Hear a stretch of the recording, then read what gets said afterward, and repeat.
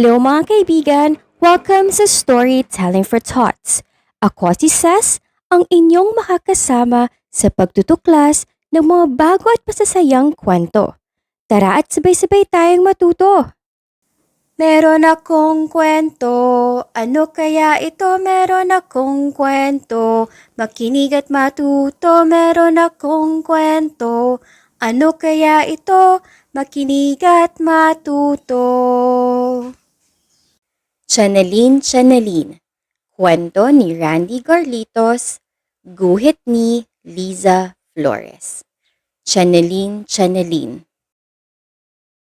Tuwing umaga sa aming bahay, ang pangalan niya ang una mong maririnig. Kapag binibigkas mo ito, merong magic na nangyayari. Channeline, ihanda ng almusal! Biglang magtitilian ang mga kaldero at si Yancy sa ilalim ng kalan. Huhuni ang kaldero ng mainit na tubig.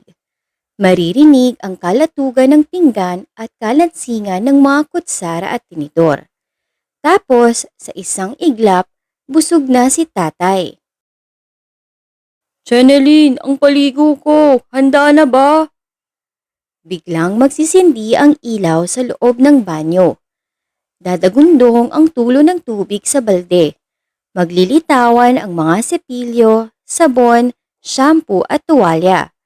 Tapos, sa isang iglap, mabango at malinis na si kuya. Channeline, ang damit ko sa eskwelahan! Biglang iinit ang plansyang nakatago. Tatakbo ang kabayo na tangay ang lukot na palda at blusa. Tapos, sa isang iglap, unat ang lahat ng damit ni ate. Channeline, ang bahay dapat malinis na! Biglang magsisibangon ang basahan at sabon. Magsasayawan ang mga bunot at walis. Tapos, biglang makintab at mabango ang buong bahay. Channeline, laro na tayo! Biglang tatalbog ang bola at magsasalita ang manika. Magiging nanay ko siya sa bahay-bahayan. Magiging taya siya sa taguan. Tapos, paglingon ko, nakaupo siya. Natutulog. Bago ako matulog, ang pangalan pa rin niya ang maririnig. Kasi may magic ang pangalan niya.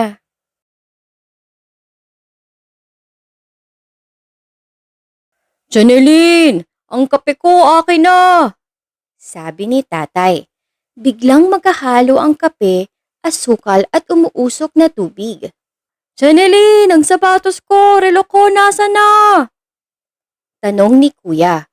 Magsisilabas ang mga sapatos at relo mula sa kung saan.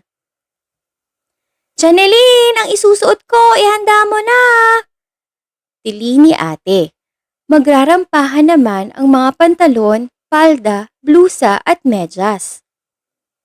Channeline, ang pinagkainan, hugasan mo na! Utos ni nanay. Magsisiligo na ang mga plato, platito, kutsara at tinidor. Basta tatawagin mo ang pangalan niya, meron nang iniinom si tatay sa kwarto. Nakita na ang nawawalang gamit ni kuya. Handa na ang damit ni ate para bukas. Malinis na ang mga gamit sa kusina ni nanay. Kapag ako na ang tatawag ng, Channeline? Papasok siya sa maliit kong kwarto. Pagod na pagod. Pawis na pawis. Hingal na hingal.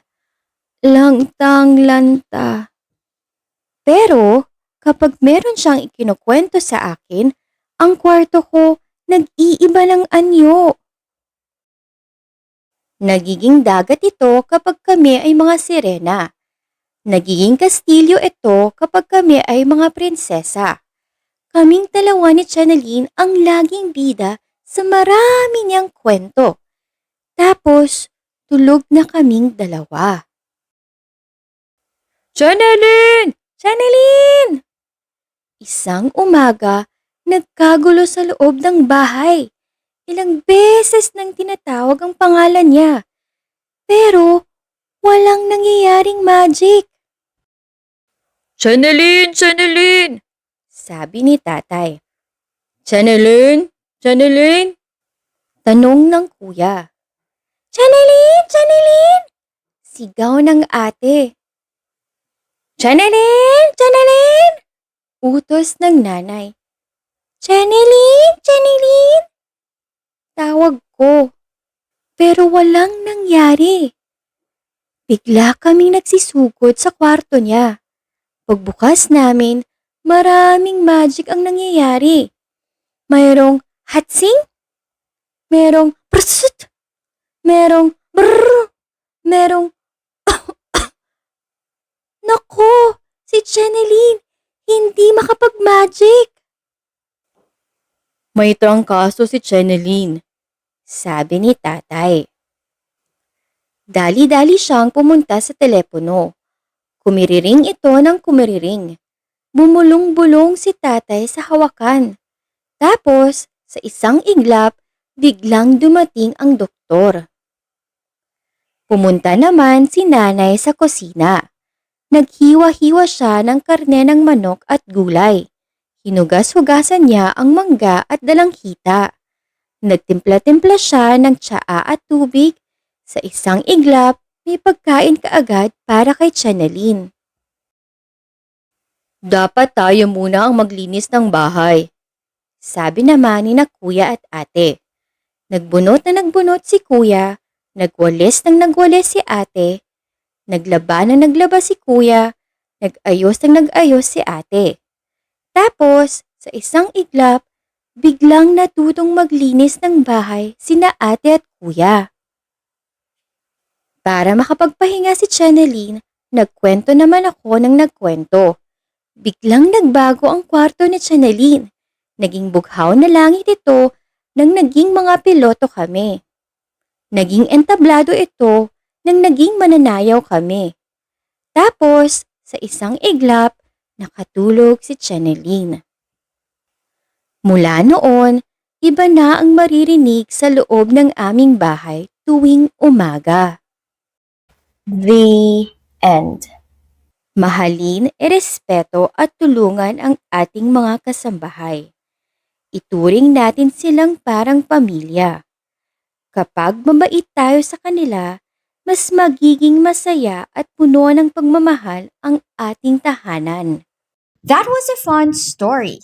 Now let's see how well you listened. Ready to answer some quick questions? It's time for Thoughts. Sino ang masipag na tumutulong sa bahay? A. Si Jennifer. B. Si Cheche. C. Si Channeline.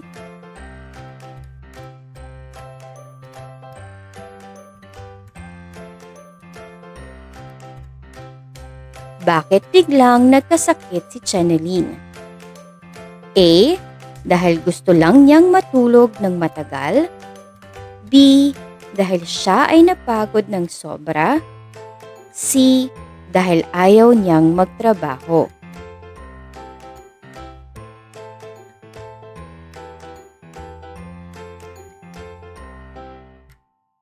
Paano mo maipapakita ang pagmamahal at pagrespeto sa iyong kasambahay o sa mga tumutulong sa inyong bahay?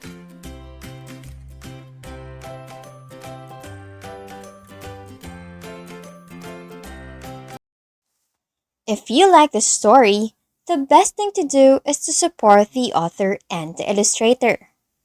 Buy a copy of the book. Link of the book is in the description below. Do check it out. Thanks for joining me here on Learning Bridges. Keep asking, keep wondering, and keep being you. Don't forget to like and subscribe. See you next time.